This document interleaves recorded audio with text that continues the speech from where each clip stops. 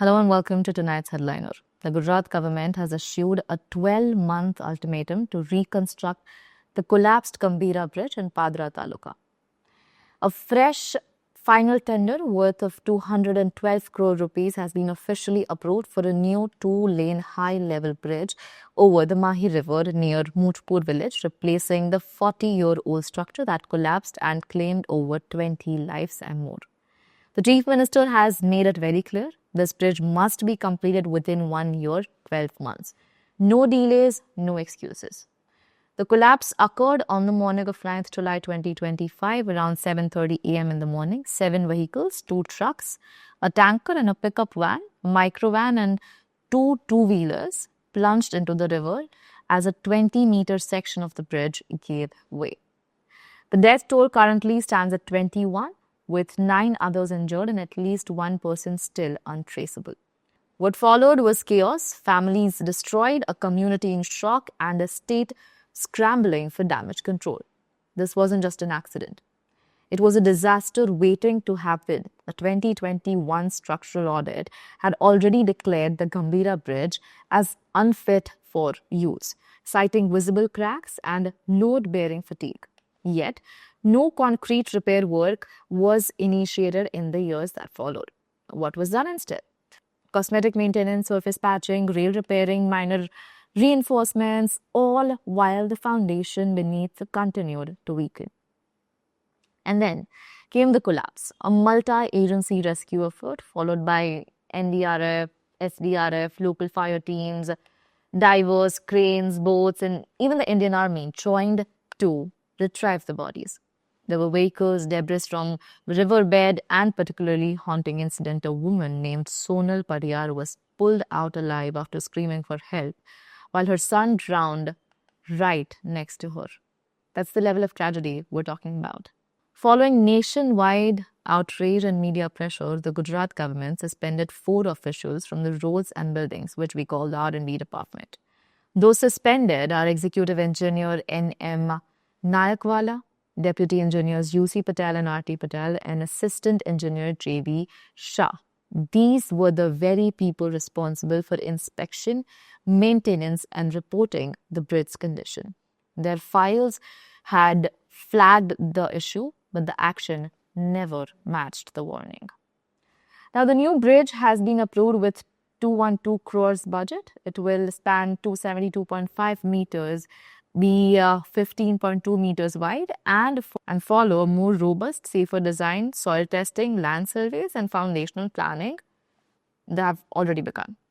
Now, the government claims work will commence in full swing within the next 3 months and that it will be completed by August 2026, just before the next monsoon season.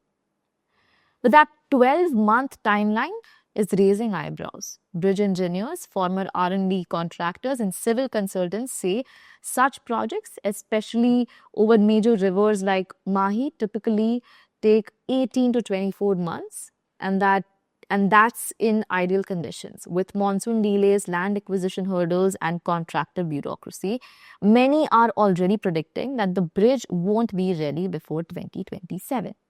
Meanwhile, the Gujarat government is playing defensive. Chief Minister Bhupendra Patel, who cancelled his birthday celebrations in mourning, has promised a complete overhaul of bridge safety protocols in high-level cabinet meeting. He ordered the inspection of all 8,000 bridges across Gujarat state.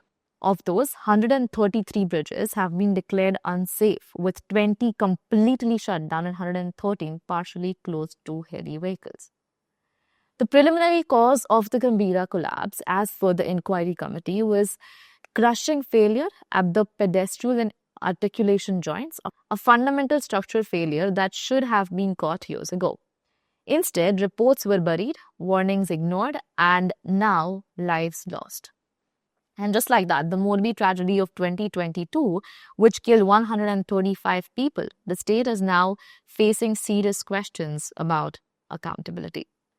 Compensation, however, has been announced. The families say it's too little, too late. Each deceased's families will receive 4 lakh rupees from the CM's relief fund and 2 lakh from the PM's fund. Injured victims will receive 50,000 rupees. But the question is, what about justice? What about criminal action? So far, there is no single FIR filed against any of the suspended officers. No police investigations. No arrests. The road connecting Vadodara and Anand is still being rerouted through rural bypasses, causing traffic jams and impacting trade routes. Local businesses in Padra and Mujpur say that they have lost up to 60% of their daily footfall. Farmers say that transporting produce has become impossible. Yet, no temporary bridge or ferry service has been provided by the administration. And here's the twist that no one's talking about. This is not the only bridge in Vadodara district that's in danger. In 2019, R&D internal report flagged at least 14 bridges in central Gujarat as structurally vulnerable, including those in Karjor, Dabhoi and Savli. None of them have been fully repaired. With every rain, every truckload, every delay, we are ticking closer to another collapse. In the Legislative Assembly, the opposition has slammed the government, calling the 12-month deadline a PR gimmick. Shakti C. Gohil asked, why was no action taken after the 2021 audit? Why wait for 21 deaths to do what should have been done 3 years ago? So far, there has been no official reply to that. And still, there is no clarity on who approved the annual fitness certificates for the Gambhira Bridge. Over the last 3 years, RTIs filed by activists remain unanswered. And if no accountability is fixed, what's stopping this from happening again? Let's be clear. This is not just a story about a bridge. It's a story about how governance fails, how files gather dust, and how people die in silence while officials pass a buck. A 212 crore budget doesn't fix the culture of apathy. A 12-month ultimatum doesn't erase 3 years of ignored warnings. This isn't development. This is damage control. For now, the countdown begins. 12 months, 212 crores, 21 deaths, and a state that owes its people a lot more than apologies. Stay tuned.